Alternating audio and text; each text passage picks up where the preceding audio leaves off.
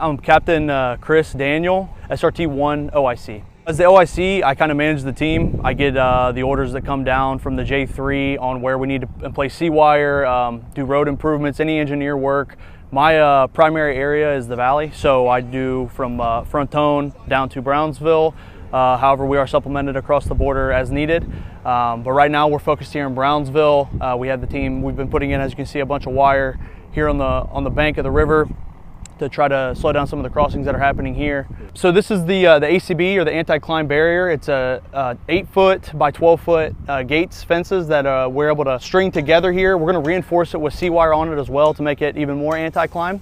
So this is going to be a little more beneficial for us. What we've been seeing here in Brownsville, which I think is actually unique to this area, is there's a heavy amount of cutting. We have bad actors that are coming over, opening up the wire, allowing traffic to move through, even as we lay more wire in. With this ACB reinforced with the C-wire, it's going to slow that down a little bit. They're going to have to do a lot more cutting to get through the ACB. They obviously can't manipulate it by pushing it down or putting clothes on it.